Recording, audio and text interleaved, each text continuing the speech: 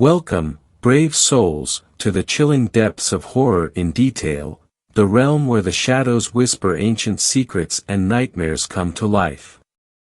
I am your guide through the darkness, and on this channel, we delve into the spine-chilling world of Wendigo horror stories that will send shivers down your spine. First story. This story was shared by you/Ty_pod. My boyfriend is telling me to come outside, he isn't there. My boyfriend works late hours, and when I know he's on his way to my house, I'll sit and wait for him in the kitchen to greet him. The main door is in front of me while the back porch one is behind me. He tends to come through that one so my dog doesn't bark. He called me a few minutes ago and said he just left work and he's on his way, so I did my normal and sat at the kitchen table scrolling on my phone until I got the "him outside" text. After a few minutes of scrolling, I heard his voice. The only light outside of my house was the porch light, so I look out of the kitchen window and nobody's there. "Baby, come outside." Normally his voice is reassuring and welcoming, but I had a terrible feeling and decided to call his cell phone.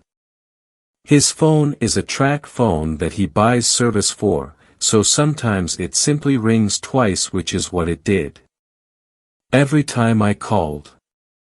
Eventually, I gave up and stepped into the back porch to look outside.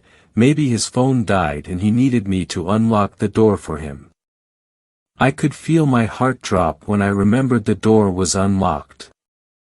I start to text him asking him to answer his phone, but while I'm doing this the voice turns from a gentle tone to an angry one. It yelled my full name and told me to come outside. My boyfriend never calls me by my full name, and at this point I'm starting to feel scared. I looked outside and it now knows that I'm not in the kitchen and that I looked out of the back porch window. I call him again. After what felt like hours he answered in a concerned way, apologizing because his phone was on vibrate as well as it not working. "Why are you telling me to come outside?" Those were the first words I said. There was an immediate silence over the line. "What do you mean?" "I'm just now on your road." He sounded worried, but I could tell he thought I was pranking him. The voice was getting angrier by the second. It cussed at me and eventually started banging on the door. It was so loud that even my boyfriend could hear it through the phone. I heard the car speed up, then the sound of gravel from him pulling into my driveway. I finally mustered up the courage to move the curtain and see if there was really anyone there. There was nothing there, but I could see him running up the stairs to get to me. Once he got in the voice and the banging came to a complete stop. I stood shaken while he looked around my yard only to see a deer running away on its hind legs, just for the front two to hit the ground in front of it as it went into the nearby woods. We didn't sleep much that night, and eventually we plan on moving somewhere that's closer to the city as my house is out of the way from any other people. Second story.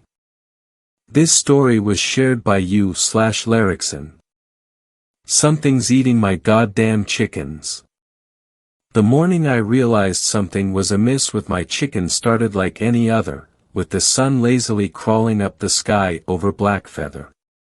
I shuffled outside, coffee in hand, still half asleep, dreaming about the omelet I'd whip up with fresh eggs. But as I neared the chicken coop, something felt off. It was too quiet, like the chickens had all decided to play a game of hide and seek, and I was it. Reaching the coop, my eyes widened in disbelief. Several of my prized chickens were missing. No feathers, no signs of a struggle, just an eerie silence. I scratched my head, looking around as if the missing chickens would just waltz back into the coop. "Those darn foxes," I grumbled, though part of me wondered if these foxes had suddenly attended ninja school, given how stealthily they must have operated. Determined to safeguard the rest of my feathered family, I made my way to the local store.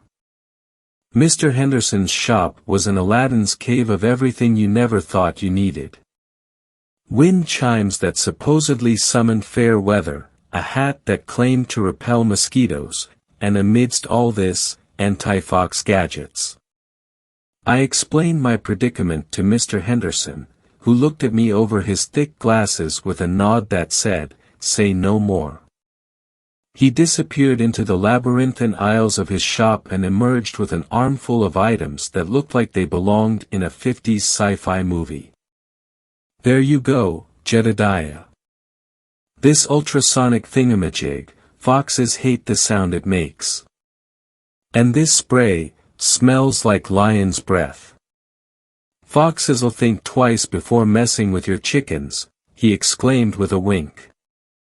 That evening, I set up Mr. Henderson's arsenal around the coop. The ultrasonic device looked like a miniature UFO and emitted a sound that I couldn't hear but apparently was the equivalent of nails on a chalkboard for foxes. The spray smelled like a mix of Jim's socks and garlic, and I nearly choked trying to spray it around. Standing back, I admired my handiwork with a sense of accomplishment. "Take that, you sneaky bastards," I said to myself, feeling pretty smug. That night, I was jolted awake by a cacophony of beeps and buzzes. Rubbing the sleep from my eyes, I cracked a smile, thinking of my high-tech fox deterrents doing their job. "Run away, you sneaky critters," I mumbled, picturing a horde of confused foxes scampering into the night. With that comforting thought, I drifted back to sleep, a grin still plastered on my face. The morning sun brought joy to my heart. I was sure that my cute, feathered friends were clucking cheerfully, awaiting our morning feeding routine. As I made my way to the coop, coffee in hand, I noticed the silence again. It was different this time, heavier, as if laced with a foreboding I couldn't shake off. Reaching the coop, my heart stopped. More chickens were missing, even more than the day before. My eyes widened in horror as I saw the remnants of my fox-proof setup. The ultrasonic device was smashed to bits, looking like it had been stomped on by an angry giant. The spray can was twisted and torn open, its pungent contents seeping into the ground. But it was the tracks that sent a chill down my spine. They were unlike any animal prints I'd seen before, large, with sharp claw marks that seemed to gouge deep into the earth.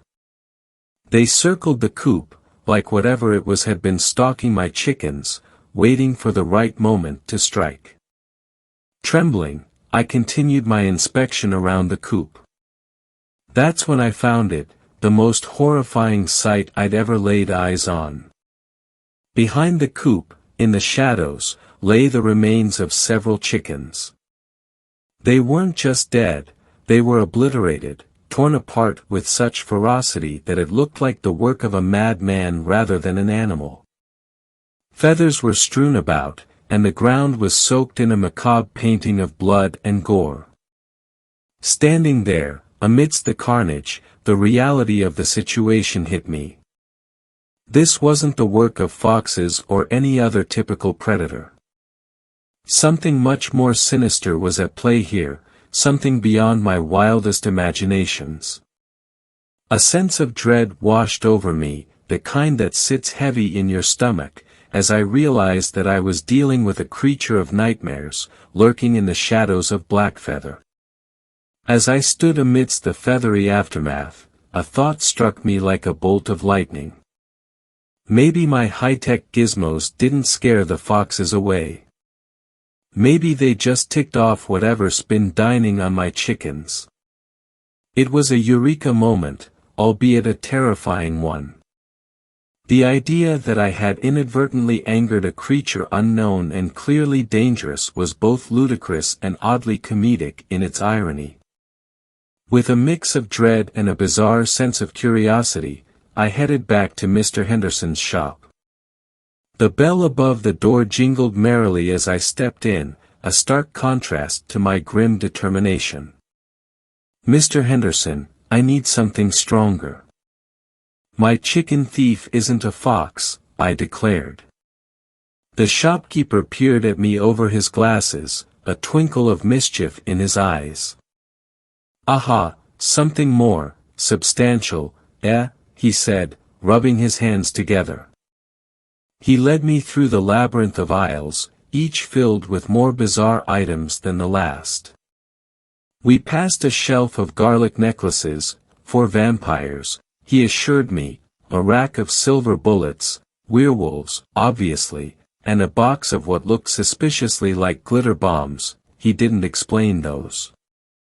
Finally, we reached the back of the shop where the real, heavy artillery was stored. Mr. Henderson presented me with an assortment of gadgets and gizmos that looked like they'd been pulled straight out of a sci-fi comic book. There was a canister that supposedly emitted a sound only evil spirits could hear, a net made of a material he claimed was alien technology, and a bottle of liquid he cheerfully described as essence of Bigfoot. Armed with my new arsenal of the absurd, I headed back to the farm, feeling like a character in a B-grade monster movie. Setting up these new defenses was an adventure in itself. The evil spirit sound emitter required an engineering degree to assemble, the alien net kept sticking to itself and everything else, and the Bigfoot essence, well, let's just say I hoped Bigfoot had a better sense of smell than I did. By the time I was done, my farm looked like a set from a low-budget sci-fi horror flick. I stood back, hands on hips, admiring the ridiculousness of it all. "All right, you mysterious chicken-eating monstrosity," I muttered with a grin, "let's see you get past this." That evening, as the sun dipped below the horizon, casting long shadows over my farm, I sat in my living room with a peculiar mix of dread and anticipation. My trusty double-barreled shotgun lay across my lap, its familiar weight a small comfort. Beside me, my laptop was open to the latest episode of that Korean drama everyone seemed to be talking about, a tale of love, betrayal, and dramatic misunderstandings.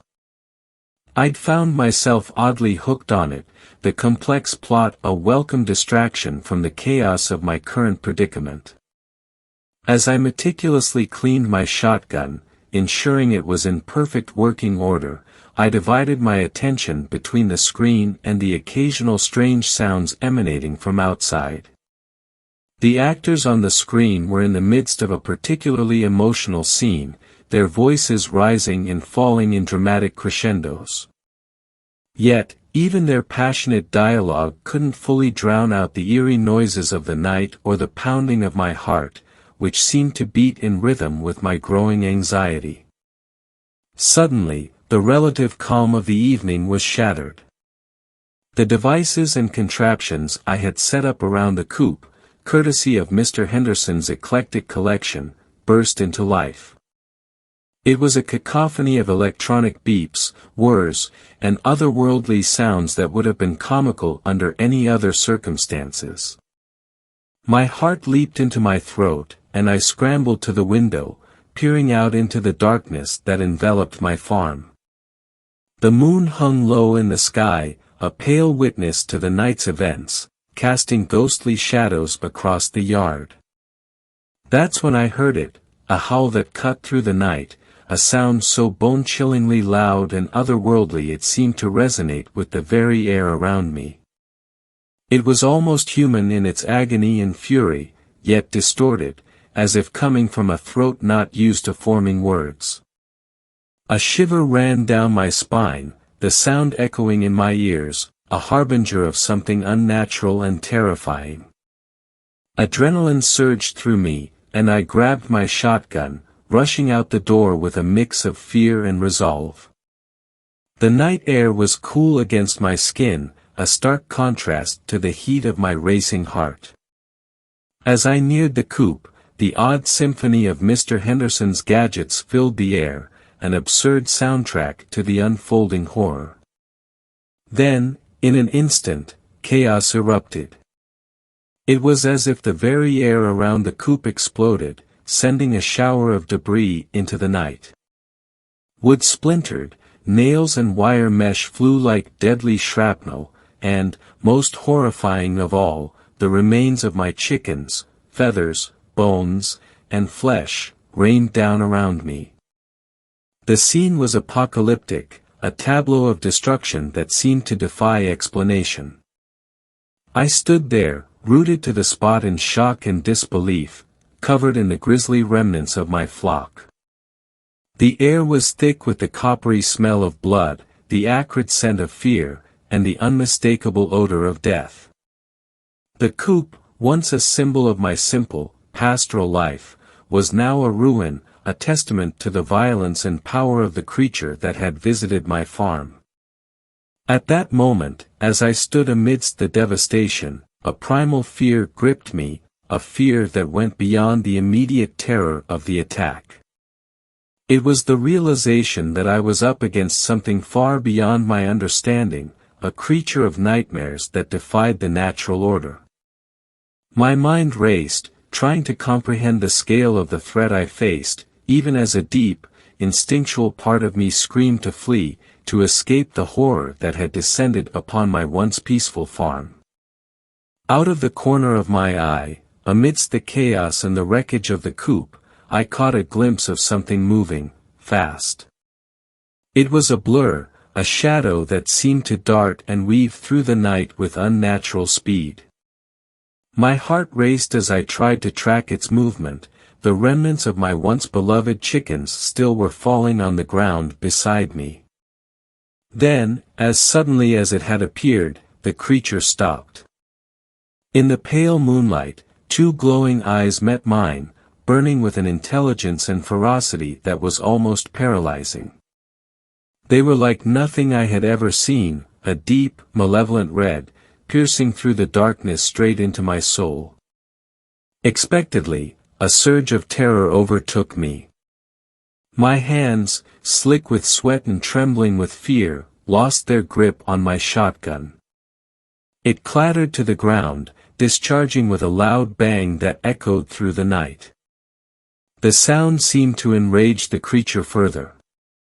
It let out a monstrous howl, a sound so filled with rage and pain that it felt almost palpable in the air.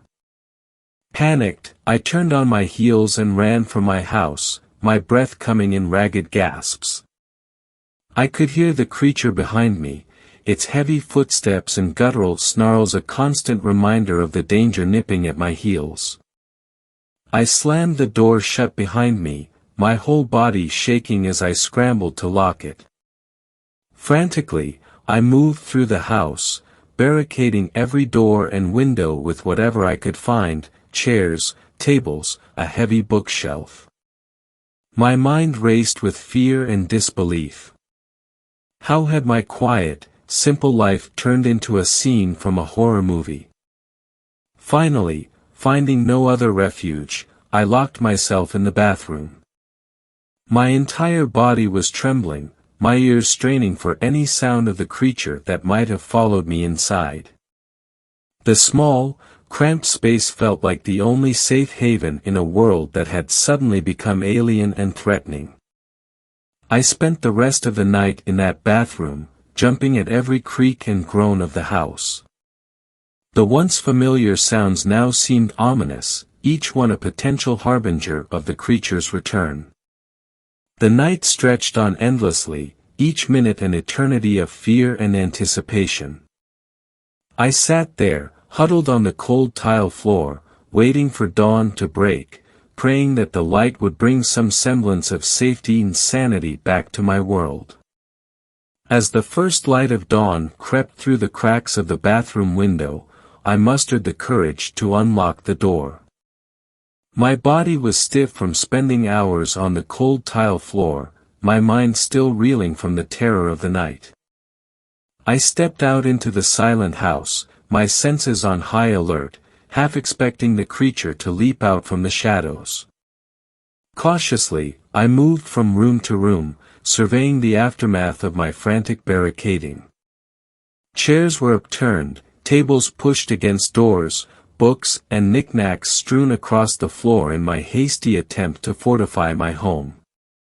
Thankfully, it seemed the creature hadn't breached the house.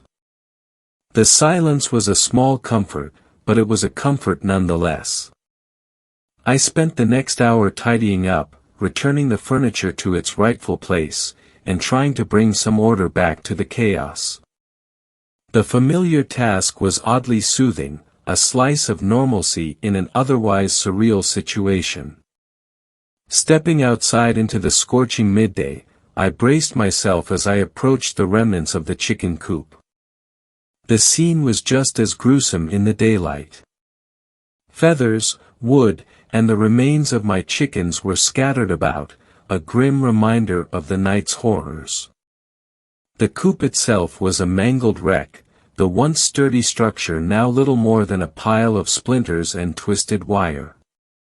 As I surveyed the wreckage, I noticed something else. My fence, particularly the part that bordered the dense woods, was utterly destroyed.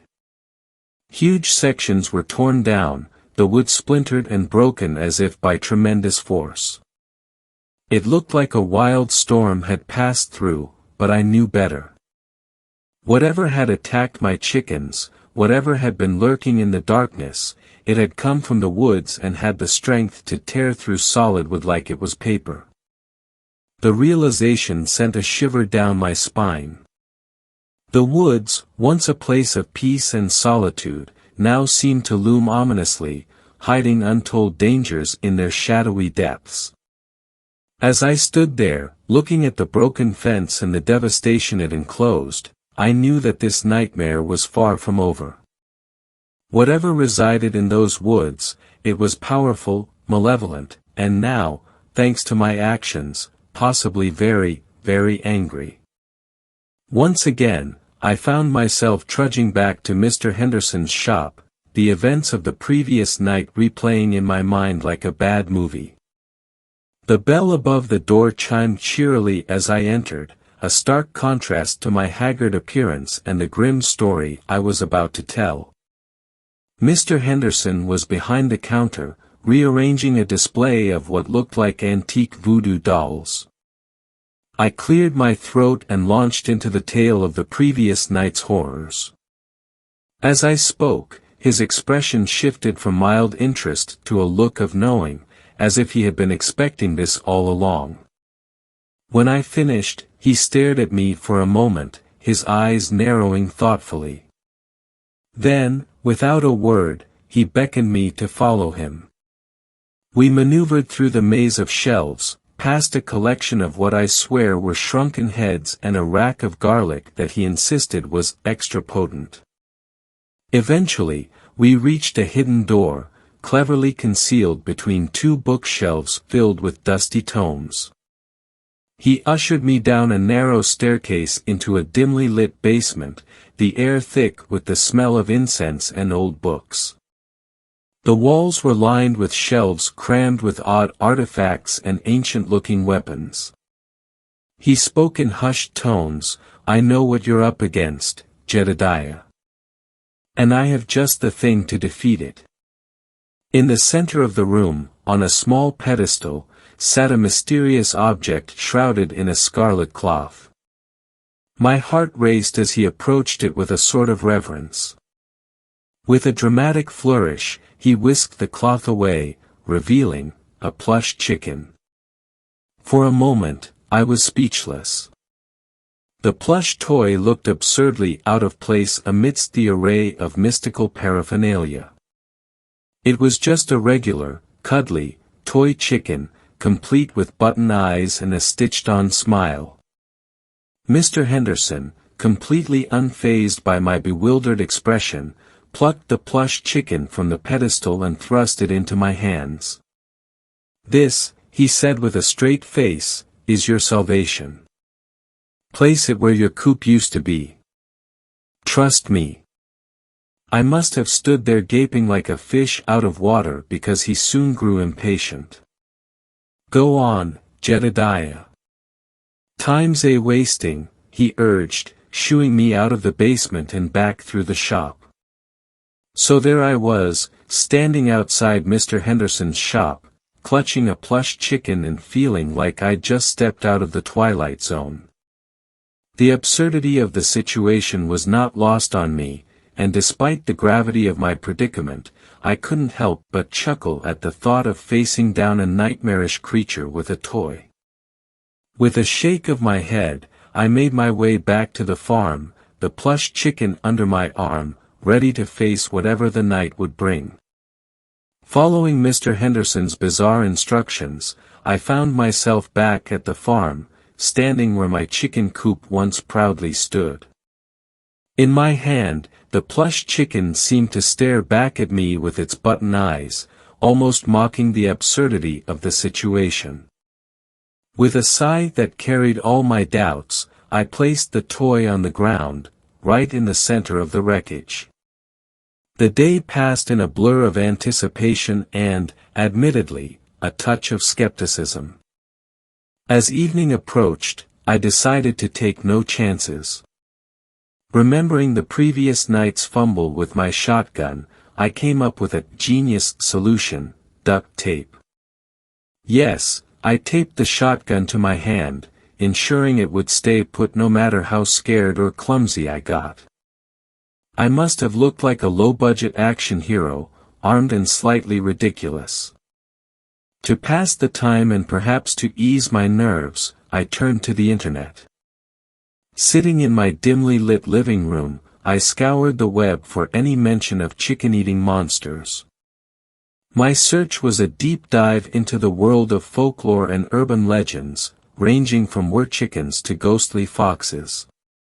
Each story was more outlandish than the last, and yet, after what I had witnessed, I wasn't in a position to dismiss any of them. As dusk fell, I settled myself by the window, the room dark except for the glow of my laptop screen. The taped shotgun felt heavy in my hand, an absurd but necessary burden.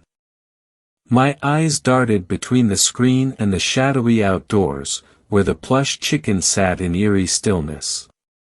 The night was quiet, almost too quiet, heightening my sense of unease. Every rustle of wind and distant animal cry made me jump, my grip tightening on my makeshift weapon. There, in the dim light, with my heart thudding in my chest, I waited for the creature, a bizarre sentinel guarding his farm with nothing but a toy chicken and a shotgun taped to his hand. As the night wore on, my initial vigilance began to wane, giving way to doubt. Maybe the creature wouldn't return. Maybe the sight of a plush chicken in the moonlit ruins of its previous feasting ground was too bizarre even for a monster from the depths of folklore. I found myself chuckling at the thought, the tension easing slightly. But then, the stillness of the night was broken. Faint at first, there were noises emanating from the direction of the woods, a strange rustling, unlike the wind through leaves or the scurry of small animals. It grew louder, more deliberate, as if something large was moving through the underbrush, heading toward my farm. My heart started racing again. I focused my gaze on the plush chicken, now just a silhouette against the darkness. And that's when I saw it, the same swift, shadowy movement I had witnessed the previous night. It was back. The creature, shrouded in the darkness of the night, lunged at the toy chicken. It was a blur of motion, almost too fast for the eye to follow. I watched in stunned silence as it viciously tore into the plush toy, ripping it apart with ferocity. For a brief moment, the absurdity of the scene, a nightmarish beast savagely attacking a stuffed animal, almost seemed comical. But then, the creature stopped. It stood still, and the night air was pierced by the most horrifying scream I had ever heard. It was a sound filled with such rage, pain, and hunger that it chilled me to the bone. And then, just as quickly as it had appeared, the creature turned and disappeared back into the depths of the woods. Shaken, I stood up, my resolve fortified by the need to understand what had just happened. I cautiously made my way to the door, ready to step outside and examine the remains of the plush chicken. But as I opened the door, I froze. There, on my doorstep, stood Mr. Henderson, the shopkeeper. His arrival was so unexpected, so bizarrely timed, that for a moment, I couldn't form any words. His expression was grave, a stark contrast to the quirky, eccentric demeanor I was used to. In his eyes, I saw a seriousness that told me he knew more about what was happening than I had realized. My mind raced with questions, but the most pressing one was clear: what did Mr. Henderson know about the creature that was haunting my farm? As I stood there, bewildered by Mr. Henderson's sudden appearance, he greeted me with a single, chilling word: Wendigo. Wendy what? I blurted out, my brain struggling to process the term amidst the shock and confusion. Mr. Henderson sighed, a patient teacher to my incredulous student. Wendigo, he repeated firmly. It's an ancient creature from Native American folklore, a spirit consumed by hunger. It's said to possess and transform those who indulge in certain unspeakable acts. What you're dealing with is no ordinary predator. It's something far more sinister. With that ominous introduction, he motioned for me to follow him toward the remnants of the chicken coop. I noticed he carried a backpack, which seemed to be bulging with an assortment of peculiar tools and devices, the kind of equipment one doesn't typically find at the local hardware store. As we approached the site, Mr. Henderson pulled out a small flashlight. But instead of the usual white beam, this one emitted a deep, violet light. He swept it across the ground, and to my astonishment, it illuminated a distinct trail on the earth. The trail glistened ominously under the ultraviolet light. That's the creature's blood, Mr. Henderson explained, his voice grave. It's special, visible only under this light. And it means the Wendigo is wounded, not dead. We must act quickly. If it has time to regenerate, it will become even more dangerous. His words sent a shiver down my spine. The idea of this creature, already so powerful and terrifying, becoming stronger was unthinkable. I followed him, my mind racing with fear and disbelief, yet trusting that Mr. Henderson, with his mysterious knowledge and strange tools, might just hold the key to ending this nightmare once and for all. The trail of the Wendigo's blood led us deeper into the forest, a place that had once seemed familiar but now felt like a realm from a twisted fairy tale. The darkness was thick, pierced only by the eerie glow of Mr. Henderson's ultraviolet flashlight. The woods were alive with strange noises, rustling leaves, distant howls, and unidentifiable whispers that seemed to dance on the edge of human hearing. Mr. Henderson, ever the fount of obscure knowledge, provided explanations for each sound we heard. That's just the moaning Mabel, he'd say nonchalantly, or, the whispers of the lost lumberjacks. His tales of local legends and mythical creatures added an unsettling ambience to our already tense expedition. As we navigated through the underbrush, Mr. Henderson began recounting his first encounter with a Wendigo. It was many years ago, he said, his voice taking on a distant quality. I was younger, more reckless. Came face to face with one in these very woods. Nearly lost my right hand to it. He held up his right hand, wiggling his fingers as if to prove their functionality. It's my favorite hand, you know.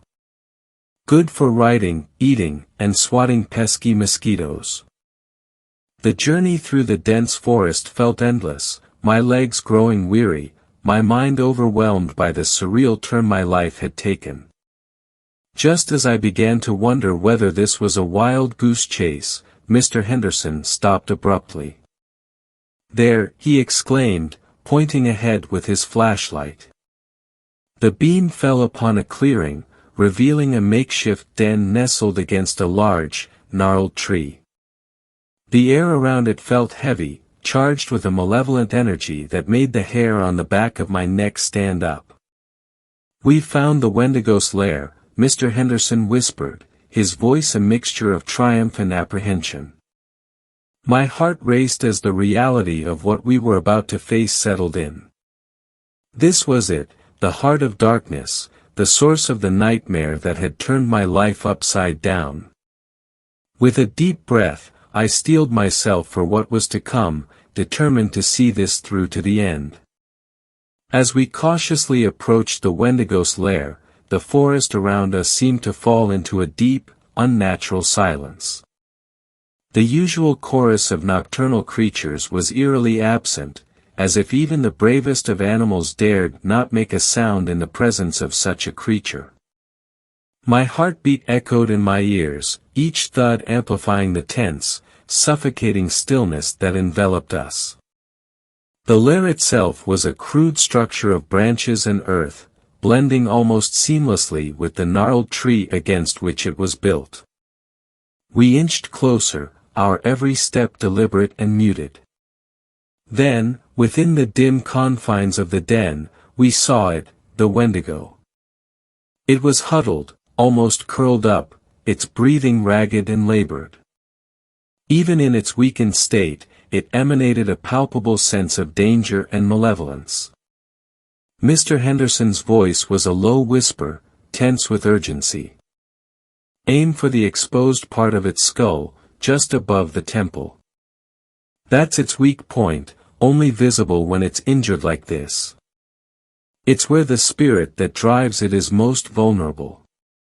My hands were shaking as I raised the shotgun, the duct tape around my hands suddenly feeling more like a shackle than a precaution. I took aim at the creature's head, trying to steady my breathing, to steady my shot. But then, from the shadows of the forest, more eyes appeared, dozens of them, glowing with the same malevolent red light I had seen in the creature before me. A chorus of low, guttural growls filled the air, a sound that seemed to come from all directions. The realization hit me like a physical blow, we were surrounded. The Wendigo wasn't alone, there were more, much more. I heard Mr. Henderson curse under his breath, a rare break in his usually unflappable demeanor. The situation had just gone from dangerous to suicidal. Fear gripped me, a primal, overwhelming terror at the thought of facing not one, but a legion of these nightmarish beings. In that moment, frozen with dread and uncertainty, the forest seemed to close in around us, the darkness teeming with unseen horrors and the chilling gaze of countless Wendigos. Panic set in as I frantically pointed my shotgun at each pair of glowing eyes emerging from the darkness. My mind raced, filled with a sense of impending doom. I started reciting a prayer under my breath, a prayer I hadn't thought of since I was a child. In my heart, I was convinced these were my final moments. The growls of the creatures intensified, creating a cacophony of primal terror. With my heart pounding in my chest, I closed my eyes tightly and pulled the trigger, firing blindly into the unknown. The gunshot echoed through the forest, a desperate cry in the face of overwhelming fear. As I braced for the onslaught, expecting the searing pain of claws and teeth, I felt something entirely unexpected, a series of soft, almost comical pecks at my ankles. Confused, I hesitantly opened my eyes. What I saw was beyond comprehension. There, all around us, were chickens. Not ordinary chickens, but bizarre, Wendigo-like chickens, with glowing red eyes and an eerie presence, yet unmistakably more poultry than predator. As I stood there, shotgun still raised, my body trembled not from cold but from the sheer absurdity of the situation. Around us, the forest had transformed from a den of horrors into a surreal poultry parade.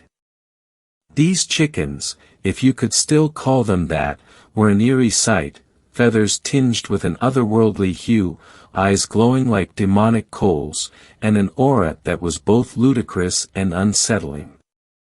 In my state of shock, I could hear the rapid, almost rhythmic pecking at my ankles. It was a far cry from the bone-chilling terror of Wendigos tearing into flesh. Instead, here were these bizarre, ghostly chickens, their pecks more annoying than painful, as if they were urging us to pay attention to them.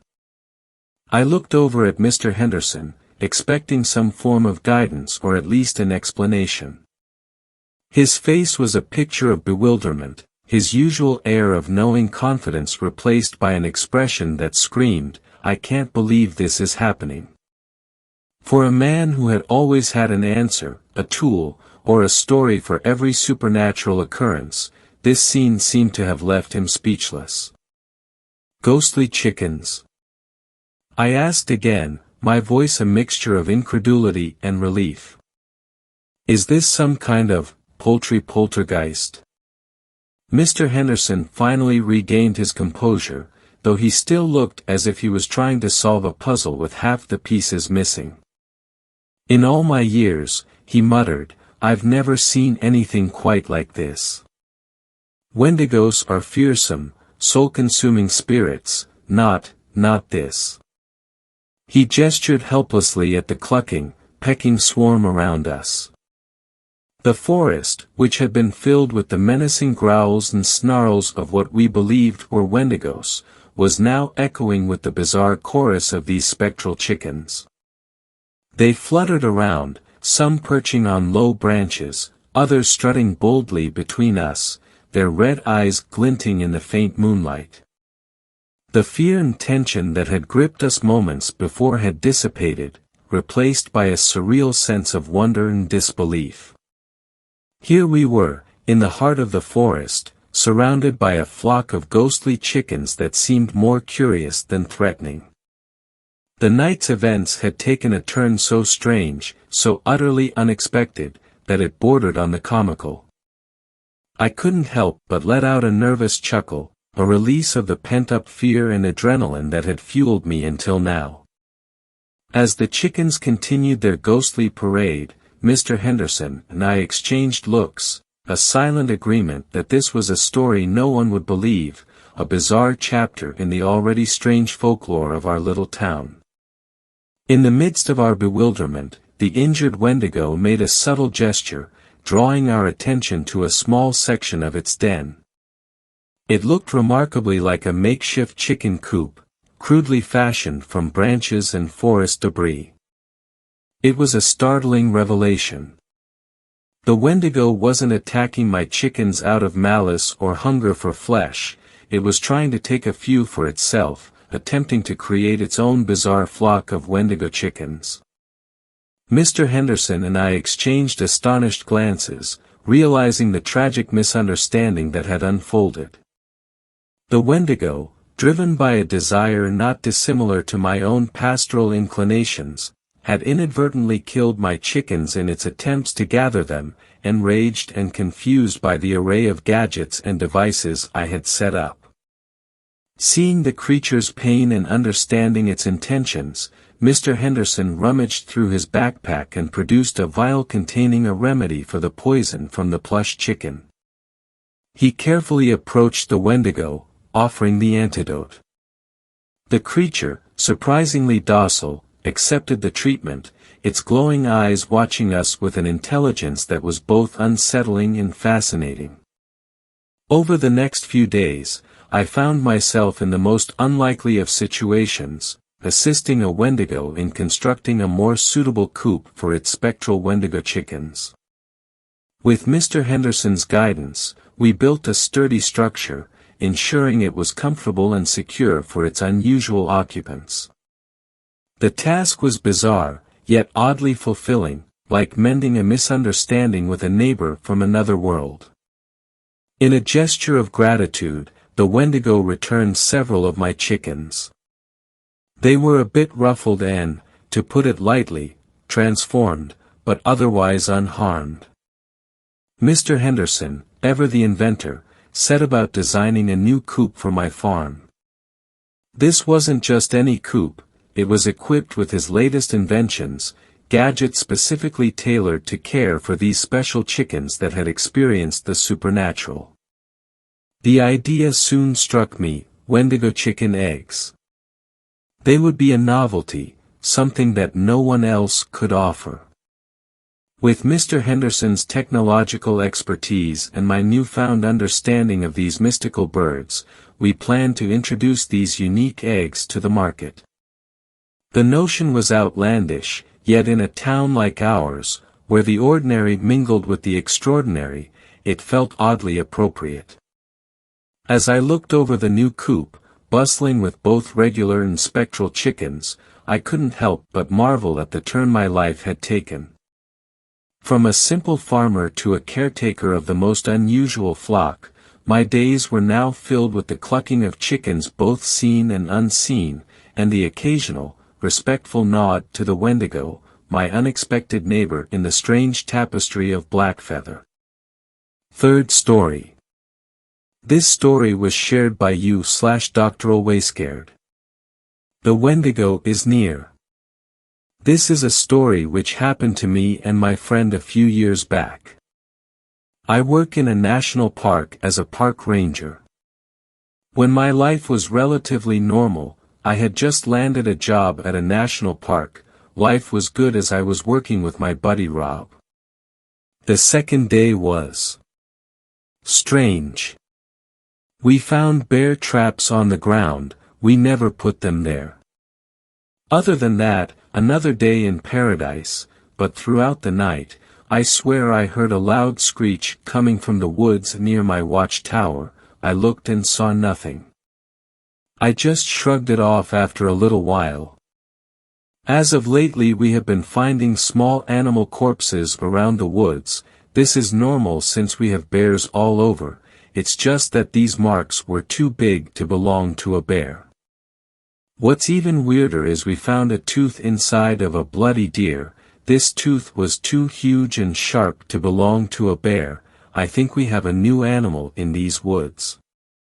Today we found a bear, hanging from a tree and gutted. I nearly threw up. No animal in the park could do this. Boss told us from now on to stay at the watchtowers. I kept being reassured that everything would be fine, but at this point I just couldn't be too sure anymore. Lately the screeches have been more frequent. I'm having trouble focusing. When I was younger, I was told of a creature that fed off people and animals. It could also mimic voices. It was called a Wendigo. Of course I don't believe in that paranormal crap, but something was taking out animals throughout the park. I swear I heard Rob call me from outside of my watchtower. He yelled, "Hey Trent, you have got to come see this." I nearly left, but I just felt that his voice was off, nearly distorted. I looked out of my watchtower, to see Rob, his insides dangling in the breeze. My boss ruled this out as an accident. That still didn't stop the police from questioning me. I know I heard his voice. I saw something in the woods. Let me explain.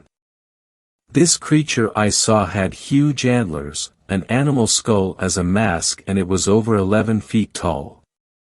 The night began normally, until the screeches began again.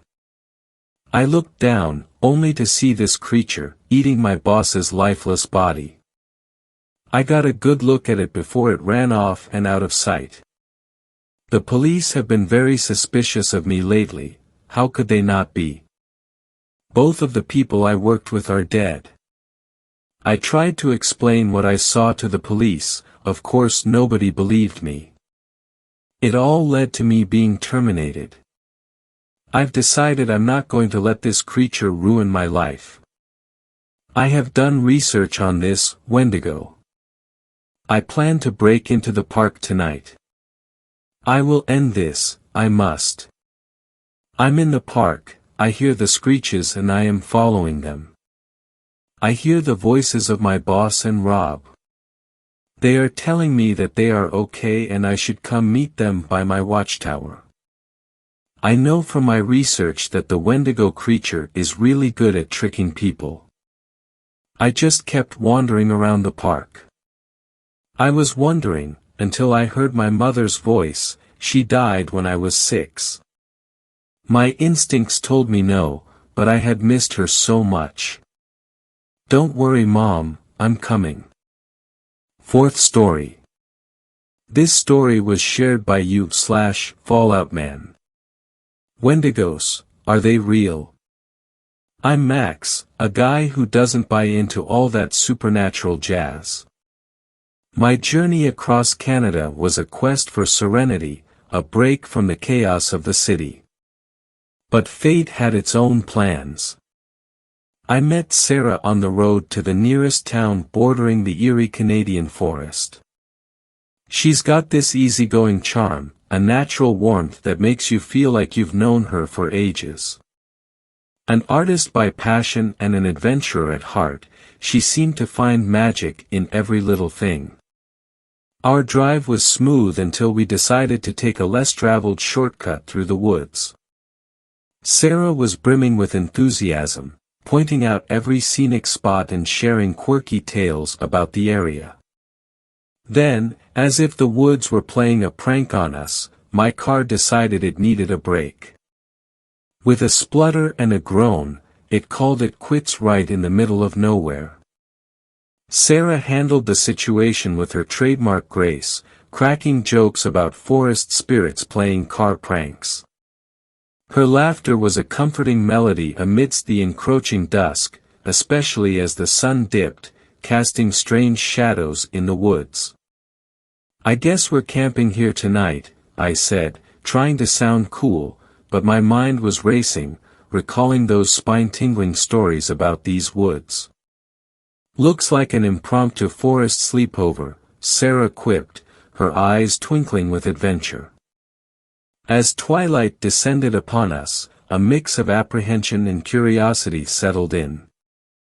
Little did I know, that night in the woods was just the beginning of an extraordinary and unpredictable escapade. As the night wore on, the forest seemed to come alive in ways I couldn't comprehend. Sarah and I sat close, huddled by the dim light cast by the car, our minds grappling with the inexplicable silence that enveloped us. I've heard tales about these woods, Sarah began softly, her voice barely above a whisper. Whispers of ancient spirits, Wendigos lurking in the shadows, hungry for lost souls.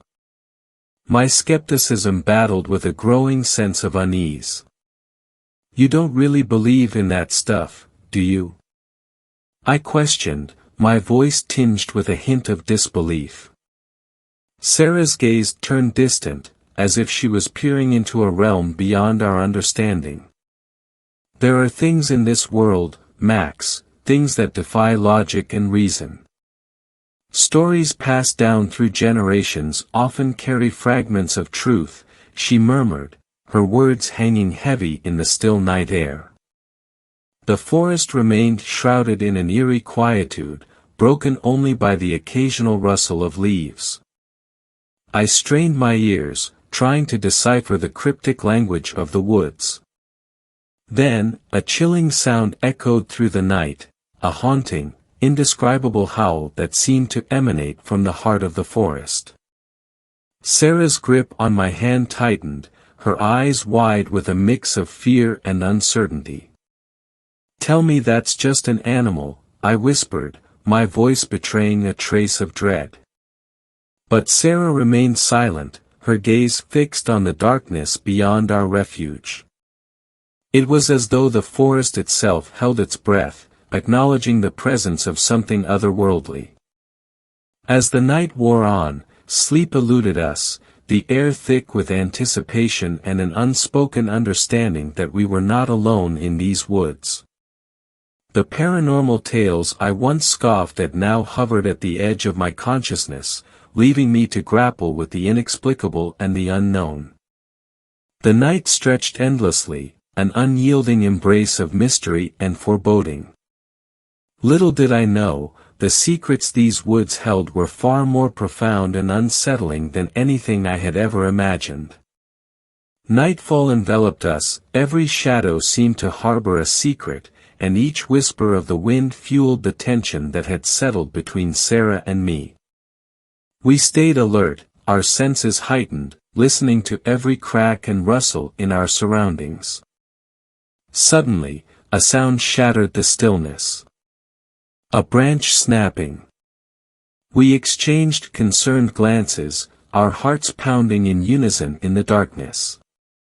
Fears of the unknown hijacked our imaginations. Then, emerging from the shadows, a figure appeared.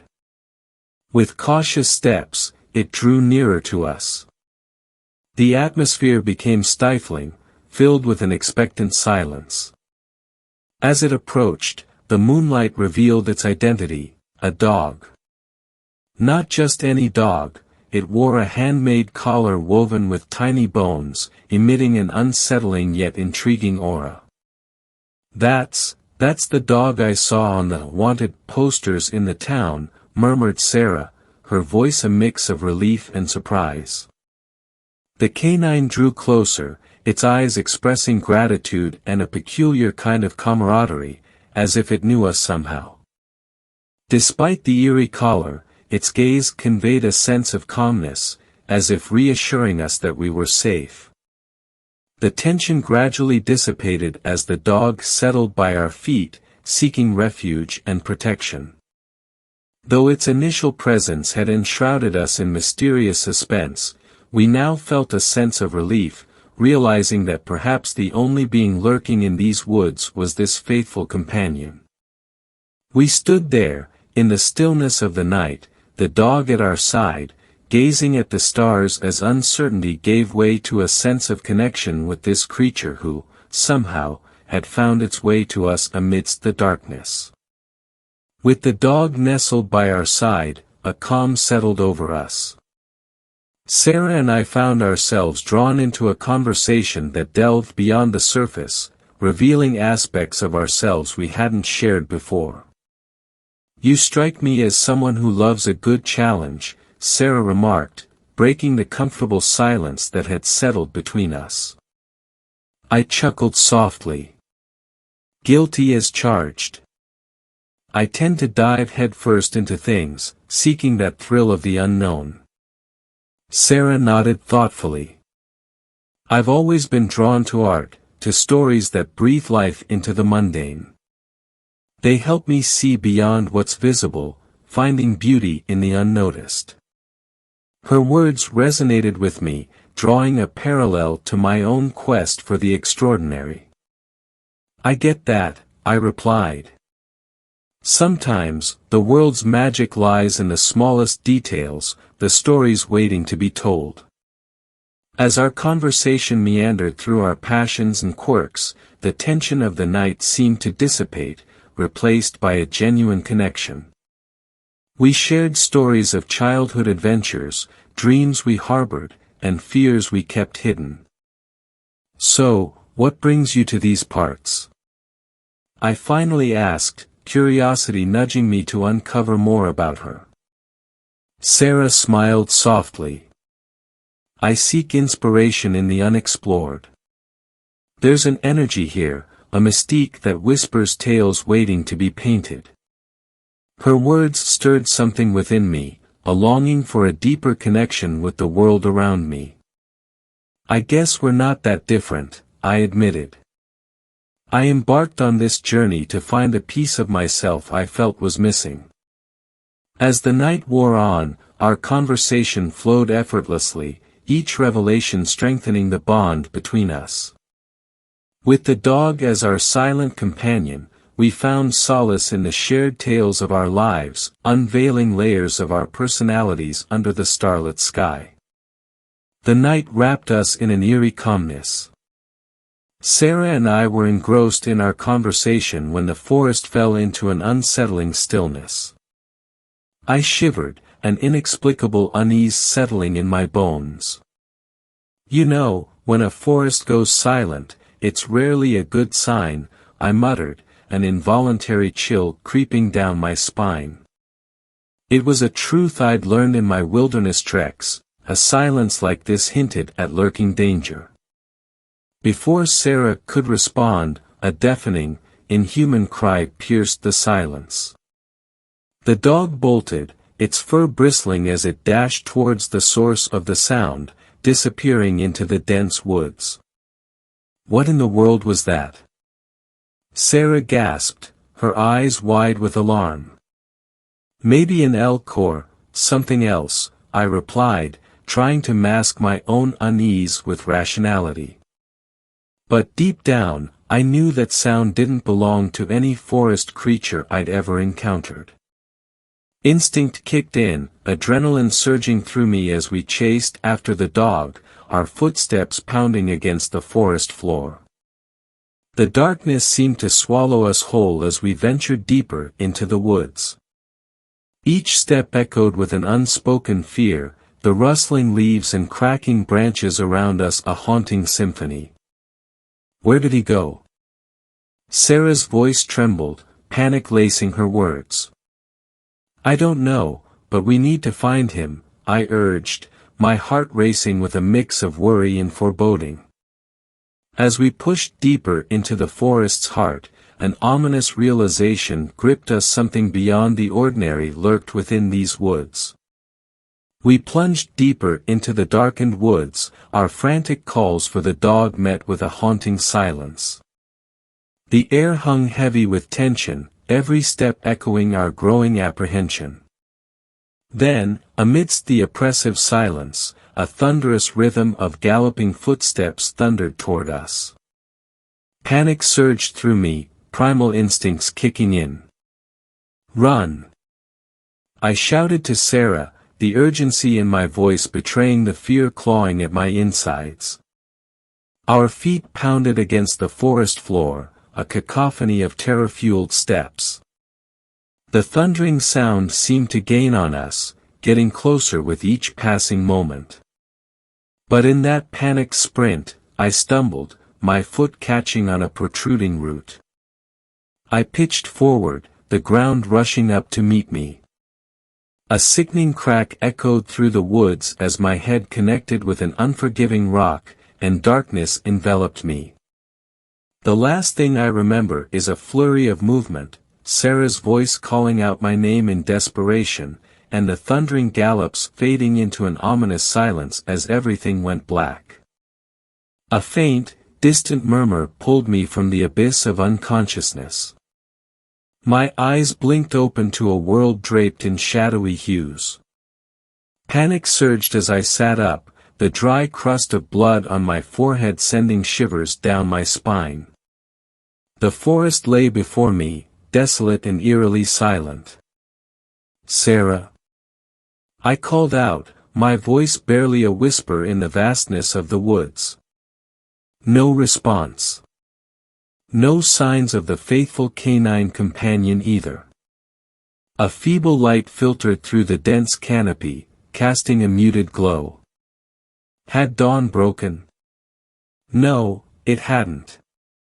I realized with a sinking feeling that I'd been unconscious for almost a day.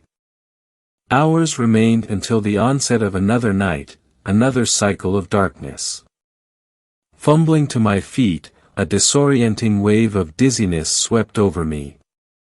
The world spun as I steadied myself against a nearby tree, a pounding headache pulsating in tandem with my racing heart.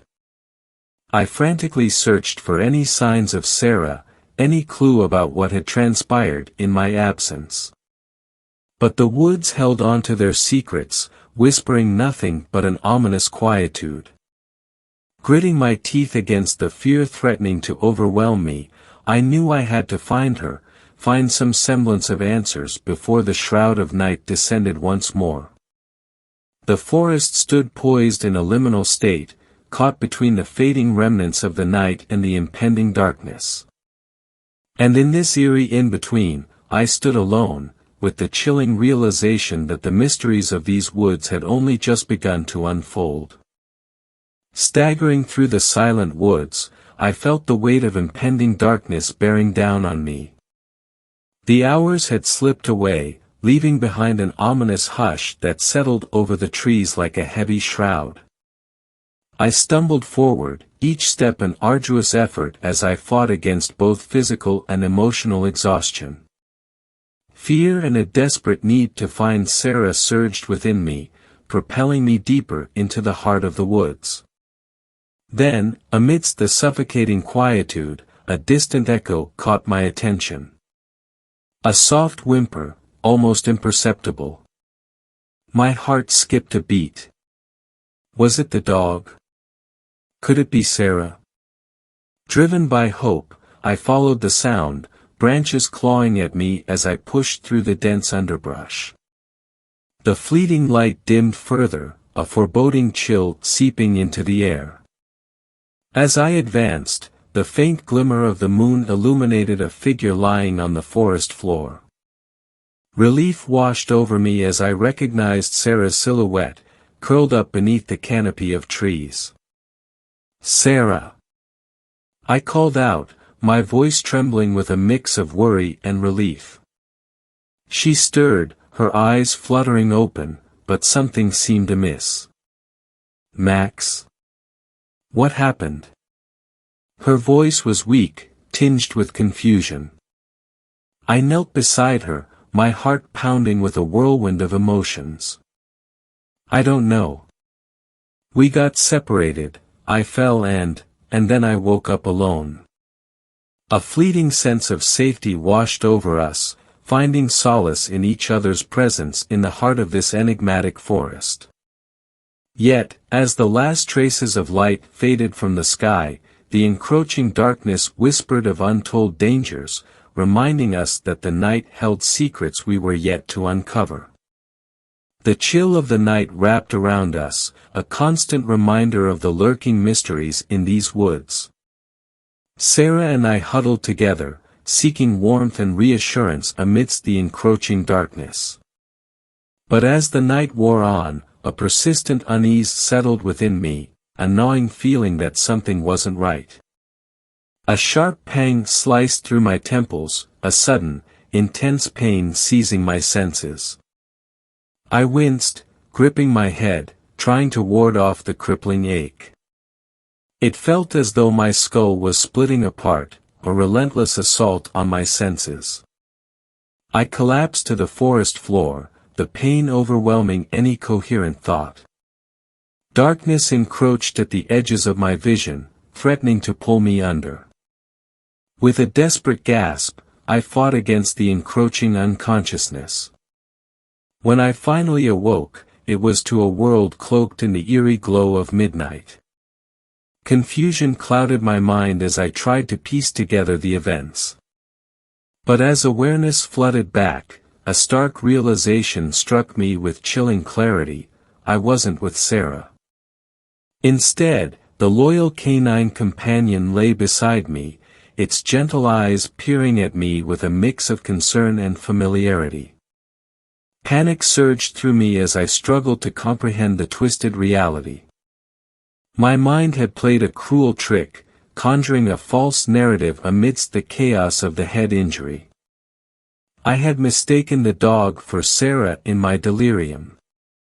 Frantic and disoriented, I called out for Sarah, the echoes of my voice swallowed by the silent expanse of the woods. But there was no response, no trace of her amidst the shadows that stretched across the forest floor. Reality crashed down upon me like a relentless wave. The impact had not only disoriented me physically but had shattered the fragile illusion of safety and companionship in this desolate place. I was alone, lost in a realm of uncertainty and unforeseen dangers.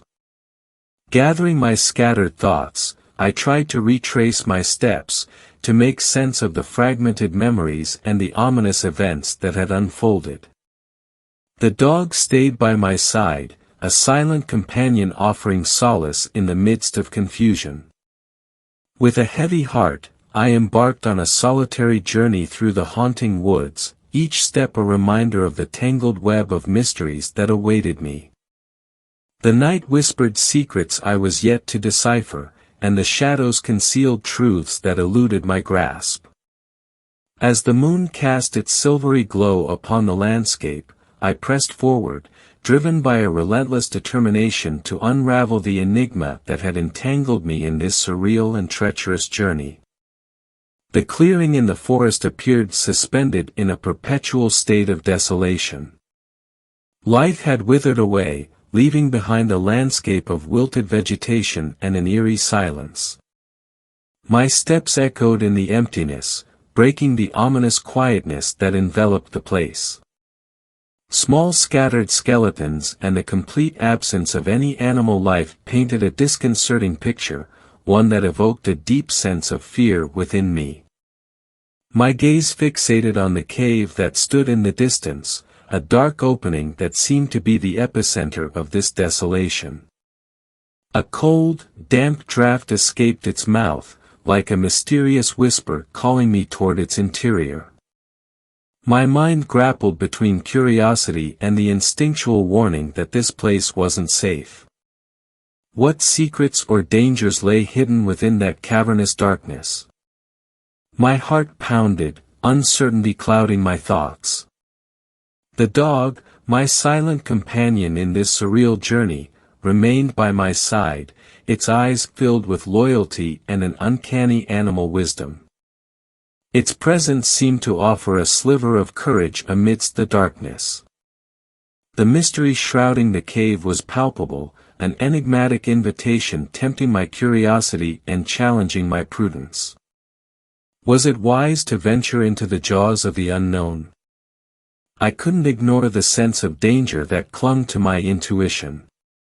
Time hung suspended in a moment of hesitation, my mind weighing the possibilities while my instincts urged caution. Night was looming, its shadows slowly encroaching upon the clearing, a subtle warning that time was running short. Then, a decision solidified within me, fueled by the need for answers and the will to confront whatever awaited in the darkness. With cautious steps, I approached the cave's entrance, every fiber of my being alert to any hint of danger. The dog emitted a soft growl, its gaze fixed on the cave's mouth, as if trying to warn me of something invisible to my eyes. Its gesture reignited my unease, but an indomitable impulse pushed me forward. With a deep breath, I crossed the threshold of the cave, plunging into the darkness that devoured the light. The air grew denser, laden with an earthy and mysterious aroma, as if it were imbued with centuries of secrets held within the earth's depths. The echo of my footsteps reverberated against the rocky walls, my hands feeling the cold contours of the cave, searching for any clue that might guide me. The darkness was overwhelming, but a glimmer of determination burned within me, propelling me forward in search of answers. Each step was a challenge, an internal struggle between the desire to uncover the truth and the terror of the unknown. The cave seemed like an endless maze, its secrets hidden in the shadows, waiting to be unraveled or forever guarded by the veil of mystery. The dog remained by my side, its comforting presence amidst the dimness. Its animal senses seemed alert, its eyes scanning the surroundings as if anticipating some hidden danger in the darkness. A distant whisper echoed in the cavern, a barely perceptible murmur that enveloped my senses with a sense of unease. Was the cave witness to an ancient secret, or was it the dwelling place of something more sinister? Time blurred in the darkness, each minute feeling like an eternity as I ventured deeper into the cavern's depths. More and more, the sense of intrigue mingled with the palpable fear that stirred in the rarefied air. Amidst the blackness, a revelation materialized. The challenge of the cave lay not only in its nooks and passageways but in the enigmas and dangers that lurked, concealed within, challenging my courage and sanity. As I ventured deeper into the cavern, shadows danced ominously on the walls, amplifying the eerie silence that enveloped the space. The air grew heavier, thick with an unidentifiable scent that sent shivers down my spine. Then, in the dimness, shapes began to emerge, bodies strewn across the cave floor, a macabre sight that froze the blood in my veins. My heart sank at the grim reality of death that surrounded me. Amidst the lifeless forms, a sense of dread gripped me as I noticed Sarah lying unconscious but miraculously alive among the corpses. With urgency coursing through my veins, I hurried toward her, intent on rescuing her from this haunting place. But as I approached, the dog, sensing something amiss, grew restless, its bark piercing the oppressive silence of the cave. Before I could reach Sarah, a bone-chilling presence filled the cavern, an entity that defied the laws of nature and reason.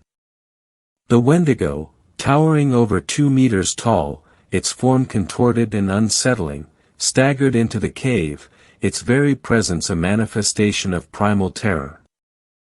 I retreated, seeking cover among the lifeless bodies and foliage, my breath hitching in fear.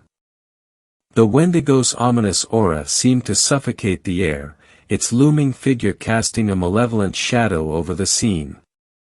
My heart pounded in my chest as I watched in horror, hidden from view, as the monstrous entity approached the dog, its movements predatory and menacing. The poor creature's barks turned to whimpers, a futile attempt at warding off the inevitable.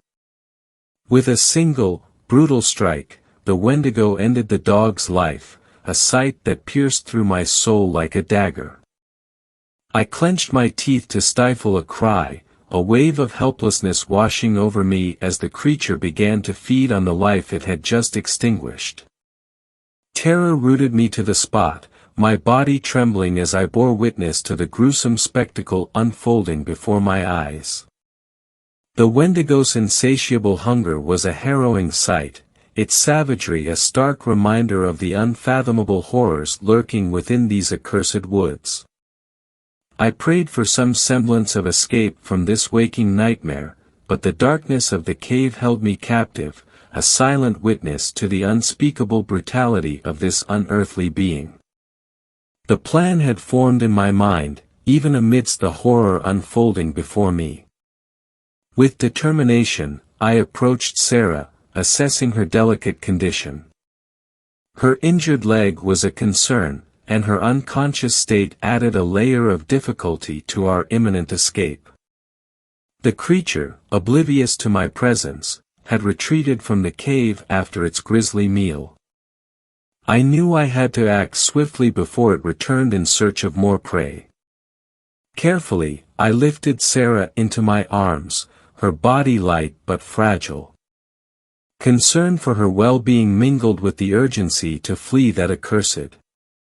If for me, the hope of escaping that inferno beginning to take shape. But every rustle in the forest, every shadow shifting in the darkness, fueled my fear of being discovered by that monstrous being lurking in the shadows. With each step, the urgency grew. The exit was in sight when a shiver ran down my spine, a foreboding sense warning me that the Wendigo was nearing. The sound of crunching branches and a menacing hiss echoed behind me. There was no time to waste. With a superhuman effort, I quickened my pace, dodging the danger and entering the relative safety of the forest. My ragged breaths and the weight of Sarah in my arms combined with the anxiety of escaping that living nightmare.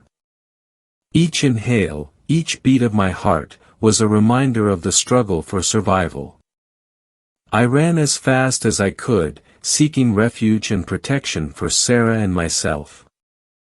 The forest seemed conspiratorial, every noise, every shadow, igniting the fear that was engulfing me.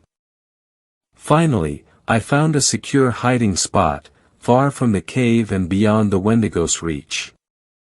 I carefully placed Sarah in a safe location, watching over her with concern while attempting to keep at bay the panic threatening to engulf me.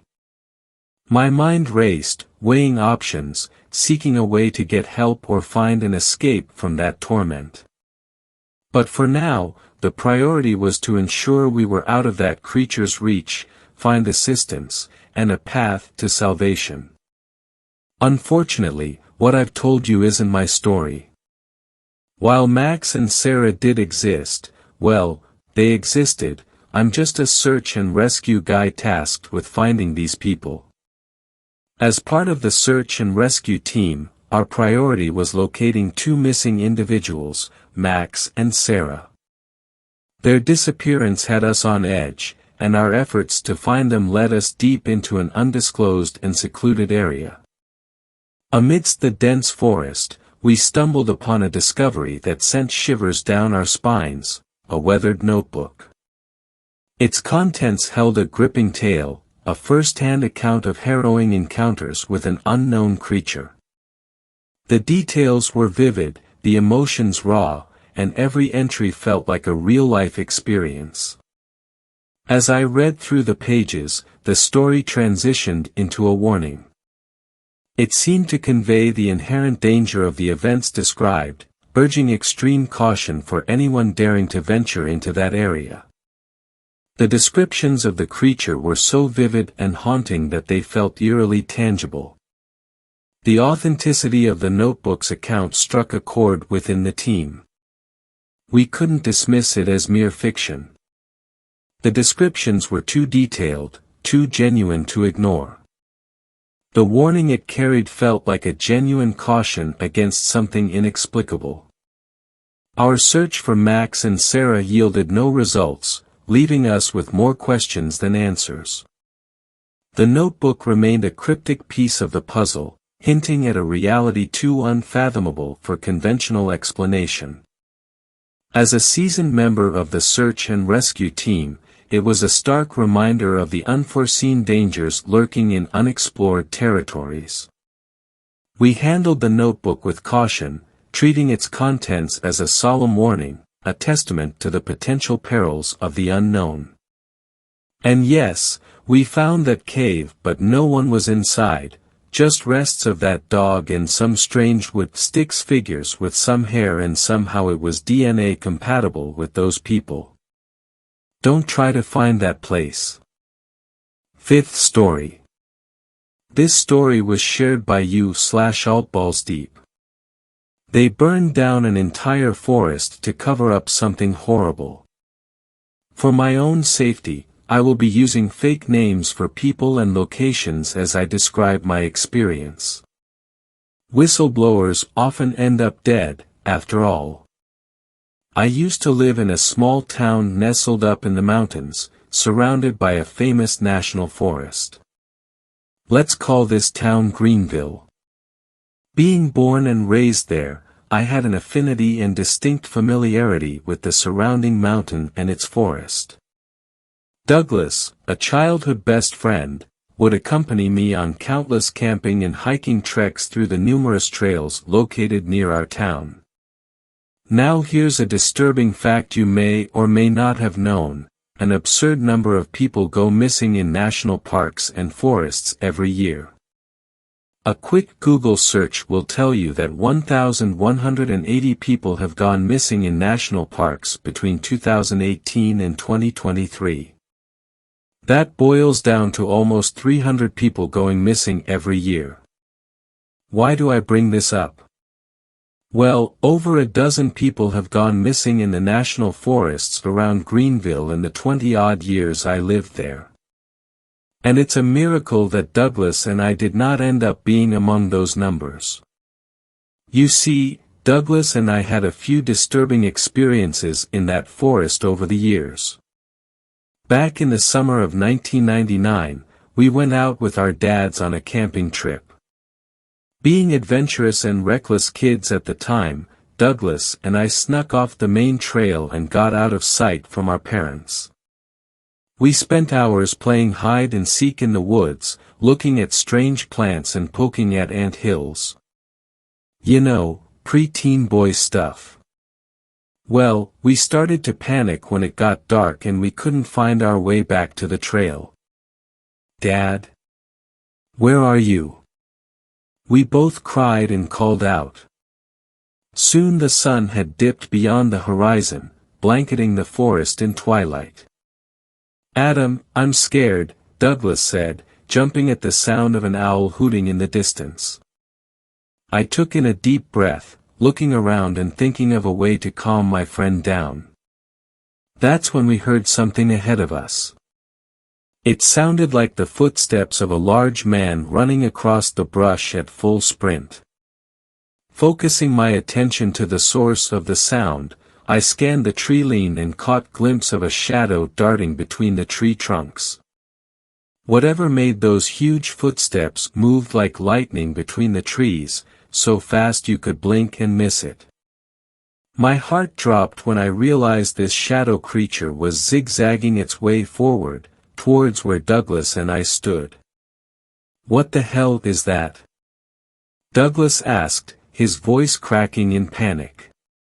Grabbing his arm, I tugged on him and started running in the opposite direction. I don't know, but we need to get out of here. We ran through the forest, weaving between the trees until my lungs burned from the strain of running. I only looked back once, seeing the creature gaining on us at an alarming rate. For a brief moment, I thought I saw glowing amber eyes attached to the creature's blurry and distorted face. By some miracle, we popped out of the forest and arrived at one of the trail's flashlights were beaming through the tree line further down the trail, and we both sprinted full speed for the lights. At some point, that creature had stopped chasing us. We eventually ran into the people with the flashlights, who happened to be a search party that our dads had rounded up to go looking for us. Needless to say, we were in a lot of trouble and they didn't buy our story of being chased by a shadow monster. The next incident happened on my 21st birthday, back in the fall of 2008. My father took me on a camping trip up in the mountains and brought along a bottle of Jack Daniels to celebrate my legal drinking age. The plan was to set up camp, get drunk but not totally hammered, and maybe hunt some squirrel the next morning with my .22 long rifle. Well, we arrive at the campsite, get everything set up, and all seems to be going normal. That is, until nightfall. I had just downed my third shot of whiskey when a screeching sound wailed out into the cold night air. My dad, who was off relieving himself on a tree just outside the glow of the campfire, laughed in response to the noise. What's the matter, kiddo? Jack on the rock's too strong for ya. He stumbled back over to the campfire, fixing up the zipper on his jeans. I didn't make that sound, I told him. He raised an eyebrow before grinning at me, like he thought I was messing with him. Just when he was about to say something, that screeching sound erupted into the night air once again. It sounded much closer than before. What in the hell? My dad shouted, looking around at the darkness surrounding our campsite. He rushed over to his tent and brought out his old lever-action hunting rifle and my comparably tiny .22 long rifle and tosses me my gun. What was that? I asked, checking my rifle and turning off the safety. He loaded up a round in his gun and brought it up close to his chest, ready to aim. In all the years I knew my old man, I had never seen his eyes so wide and full of alarm. Boy, I don't know, he said, keeping his head on a swivel. Been huntin' out here for years and I ain't never heard an animal make a sound like that. Can't be good. I sat by the campfire, my hands shaking and unable to think of anything to say. Then the sound screeched out a third time, seemingly from somewhere right above me in the tree canopy. Taking me off guard, the screech made me jump back in fear, nearly causing me to soil my pants. If I could describe the sound, it had to be a mixture of a dying coyote and the strained vocal cords of a human child screaming in pain. Well, my dad wasn't having any of it. When he heard that sound booming from right above where I sat, he cursed and took aim with his rifle. The blast temporarily lit up the surrounding woods with the muzzle flash and sent a crack echoing through the wilderness. Following the gunshot, I heard a loud thud on the forest floor, as if something heavier than a grizzly bear had just jumped off the highest tree branch. Heavy footsteps followed, indicating something had broken out into a full sprint heading away from our campsite. We didn't get any sound sleep that night despite having some alcohol in us, and luckily the rest of the trip went by uneventful. The final experience I'll talk about before I reveal the truth is a gruesome one, so if you're squeamish, please be warned. A few years ago, a young woman went missing in the woods around Greenville. She was a local of the town, so everyone had come together to form a search party and look for her. That's just what we were about. A small town was a close-knit community and we looked out for each other. Douglas and I decided to join the search party and we were assigned to comb through the far northeastern section of the woods. We scoured the woods, calling out that woman's name for hours. "Jessica, are you out here?" She never turned up. Eventually, it got late and we had to turn back. Even though we brought flashlights along, the search party advised us not to go too far out at night since it could risk more people getting turned around and lost. Remembering the other chilling experiences I had in the forest at night, I had no problem with that stipulation. Douglas, on the other hand, didn't quite agree and indeed grew irritated that we had to pack up and leave before nightfall. You see, Douglas had a bit of a romantic interest in Jessica, so his motivation to find her ran much deeper than mine. Which is exactly why he stopped when he saw a small cave nestled between the trees on the side of the mountain. This cave wasn't unusual. There were plenty of them all over the mountain hidden within the forest, which made excellent hibernation dens for the local black bears. For that reason, I adamantly protested when Douglas suggested we go looking in the cave for Jessica. "Come on, maybe she took shelter in there. We gotta at least look." He drew closer to the cave, taking out the flashlight and shining it through them all. At this point, twilight had crept in and detouring through a possible bear cave was the last thing I wanted to do. "You wanna go in there, fine. I'll stay out here and wait." I gave him a dead serious look. He scowled and turned to enter the cave, calling me a coward and a few other choice names as he entered.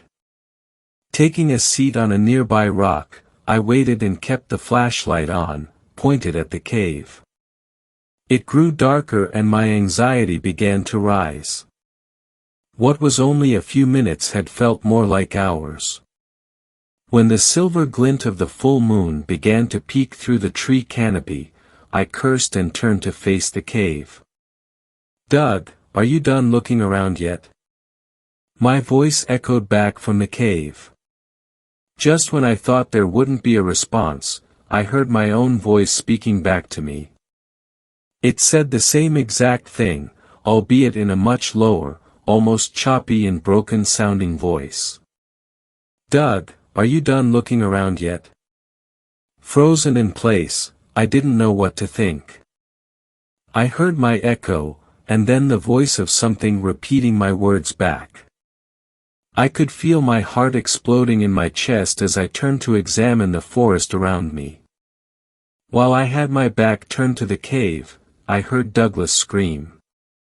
Quickly shining my light back to the entrance, I heard his footsteps crashing on the stone as he raced out of the darkness. His breathing had been elevated to hyperventilating levels, and he spoke incoherent nonsense. "Dude, it's horrible, oh my god, dude." He fell to his knees, sobbing uncontrollably as he dropped the flashlight. "Whoa, calm down, just breathe and tell me what's wrong." He continued crying non-stop, unable to piece together words. I sat there rubbing his back, glancing back up at the cave and wondering what he saw. When his sobbing grew softer, another noise began to grab my attention. It was a wet, uncomfortable, mouth-slapping sound.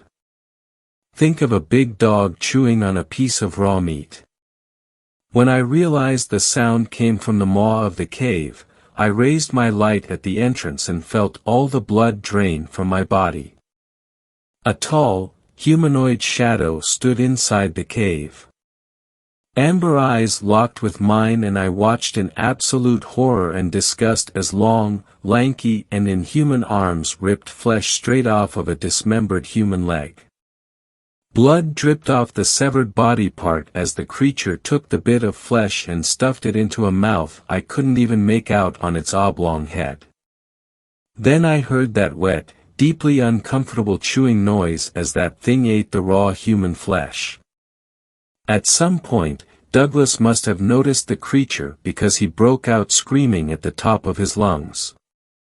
I screamed with him, and we both ran away as fast as our feet would allow. Fortunately, that thing did not follow.